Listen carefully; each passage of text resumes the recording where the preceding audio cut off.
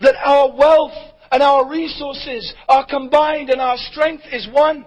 Why? Because we look back in history and we see it wasn't like the Middle Ages of the Europe. It was a time of peace. It was a time of science.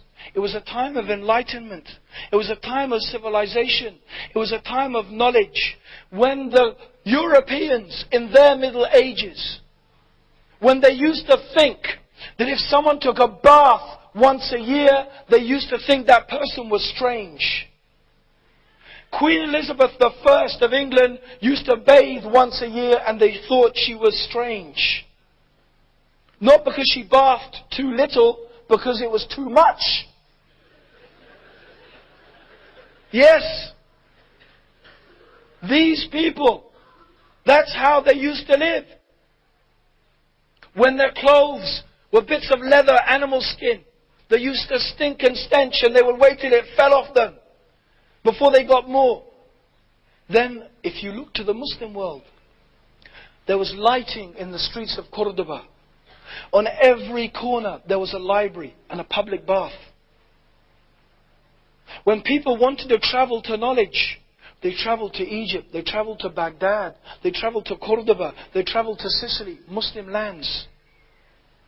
Where Islam was a beacon of civilization, where a man could travel from China to Morocco without a passport, without fear of harm. Where you could be born a slave and you could become a ruler. Where you could be born the son of a farmer and you could become the greatest scholar. Whereas if you were born in Europe a serf, you stayed a serf all your life. If you were born a merchant, you stayed a merchant. If you were born a noble, you stayed, that was it. You could not move from profession to profession. You could not hardly move from place to place. A civilization for the first time where women had rights, where animals had rights.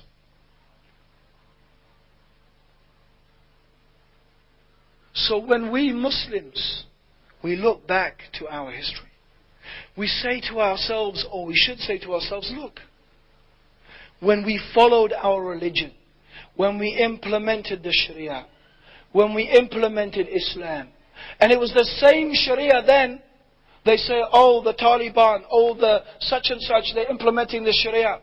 In the times when Islam was producing the greatest scientists in the world, when scientists, Muslim scientists were discovering optics, when they were discovering the secrets of medicine, when algebra was being invented, when they discussed theories of gravity and atomism, the same Sharia was being implemented. But it didn't make the Muslims backward, it made them forward. It didn't make them go backwards, it made them advanced. When we practiced our religion, we were strong, and we became weak. And we became weak. And we became backward when we left our religion. When we abandoned Islam and we tried to imitate the West, then all that happened to us was humiliation, as we find ourselves today. Nations humiliated. Because we have abandoned the law of Allah, the deen of Allah, the religion of Allah, both privately and collectively. And you see, the thing is, brothers and sisters, our enemies know more about our history than we do. They know this. That's why they're frightened. Because they don't want to see any competition. They are the ones now today who control the world economically, militarily, politically and ideologically. The Western world, their philosophy, their ideology, their economic system, interest-based economic system, their military power controls the world. And they want it to stay that way. That is why they do not want to see the resurgence of Islam. Because they know that Islam, and they have admitted this. The intellectuals have admitted it. They've written it in their books. If you read the right books, you will see it. They've admitted it. They call Islam the last ideology on the march. The only serious competitor to Western world domination in the world today is Islam.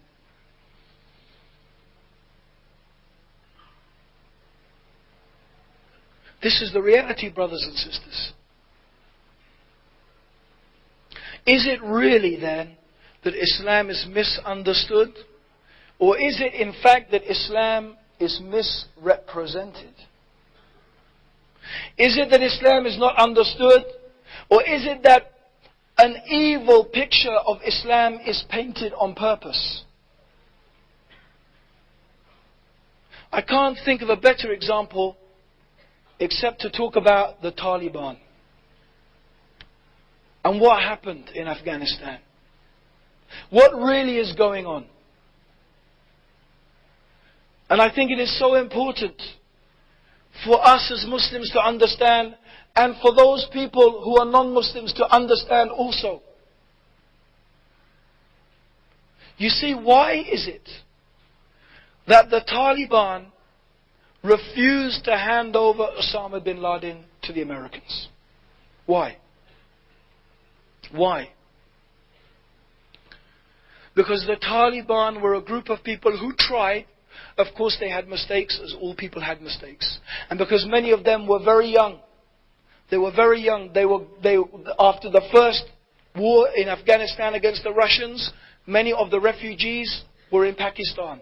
They were brought up there in the Islamic madrasas, Darul-Uloom and so on and so forth. That's the only education they could get. They studied the deen, they studied Islam.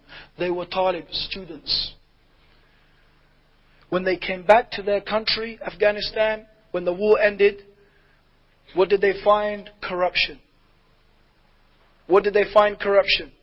I've only ever read one single reporter from the West having ever told the story, the true story of the rise of the Taliban. His name is Robert Fisk. It's the only one. Out of all of this stuff and all that is going on, he's the only person ever in one column who I found he actually narrated this story. How the Taliban came into power. It was Mullah Omar and I think 70 young students. When he went back to Kandahar, he was told by the people there that there were 2 village girls whose heads had been shaved and who had been captured by a warlord, and they were being used as sex slaves in his military compound. They were being raped every single day. The family came to Mullah Omar and these students, and they said to him, "You are people, religious people, you should help us." When Mullah Omar saw what was happening in his country, he said, "The time for studying is over and the time to implement our knowledge has started." They went with the 17 followers. They stormed the compound of the warlord. They released the girls and they hung the warlord. Alhamdulillah. Then some other people came and they also complained. Another warlord had taken little boys,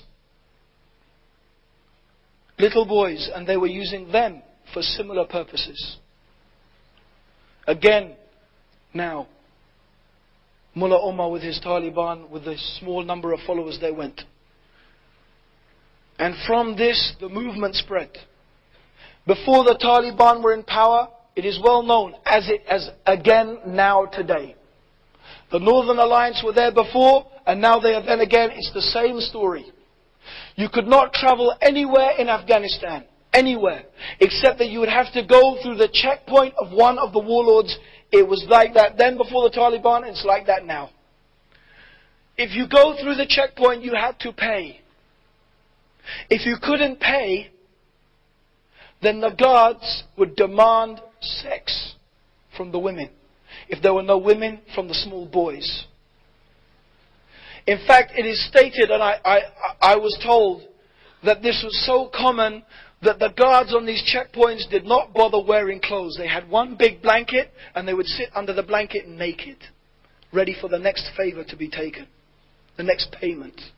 This is how it was in Afghanistan. They say that the Taliban made life worse for women.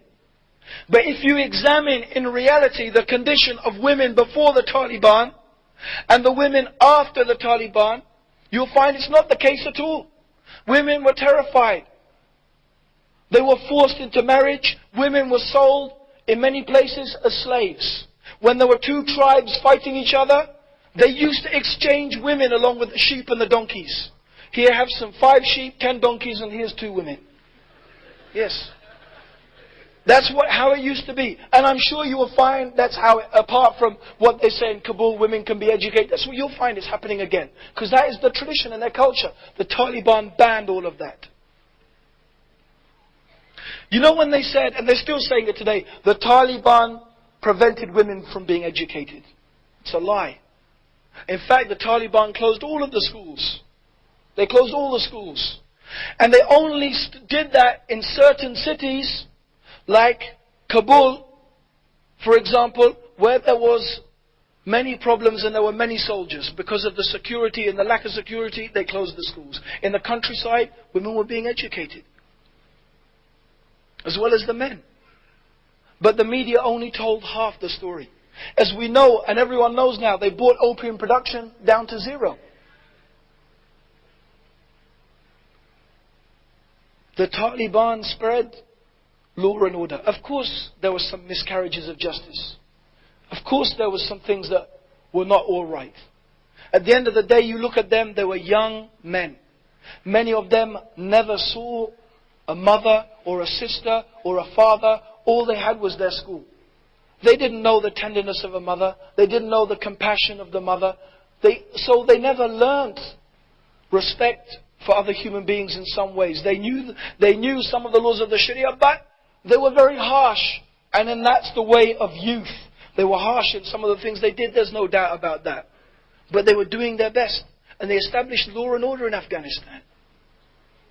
But now what is the situation, brothers and sisters? And then they said about Osama bin Laden, whether he was responsible for what happened, the atrocity, and no doubt it was an atrocity, in the 11th of September, it was something very bad and not correct at all. Was he responsible or not? All the Taliban said is give us proof. But George Bush said, you've got 3 days. No, you've got 1 week. No, he said, you've got 3 days. We gave you a week. We're nice, we're kind, we're American, you know. 3 days, hand over Osama bin Laden or else. They gave them all of 3 whole days. Wow. 3 days. Three days. Do you know that there are people in America which the British government are trying to extradite until today for terrorism? People who have committed acts of terrorism in Great Britain. IRA members who the British government has been trying to extradite from the United States for years. Years. The same thing, Americans have been trying to extradite people in Britain for years. In fact, the British have a law. They have a law. The English have a law. You know, if Osama bin Laden was in England, England by the law of England would not be allowed to hand him over to America. Because the law in England states that they will not hand over anybody to a country where they will face the death penalty. That's the English law. Why would the Taliban refuse to hand over Osama bin Laden? You know, they never did refuse. The Taliban never refused to hand over Osama bin Laden. They never refused. Even after the bombing of the embassies in Tanzania and Nairobi, and America ordered the handing over of the Taliban, they didn't say no. All they said is they made 2 conditions. Number 1, you have to prove to us that he did it, or that he was responsible. And number 2, he has to be, and this is the bit, he has to be tried in a Sharia court in either Saudi Arabia or Pakistan. That's their conditions. Why? You see, it is impossible that a Muslim who believes in Allah and believes in the book of Allah, the Quran, could hand over anybody to be tried by any other law except the law of Allah. Yes? Isn't Allah Ash-Shari? Isn't Allah Al-Hakim?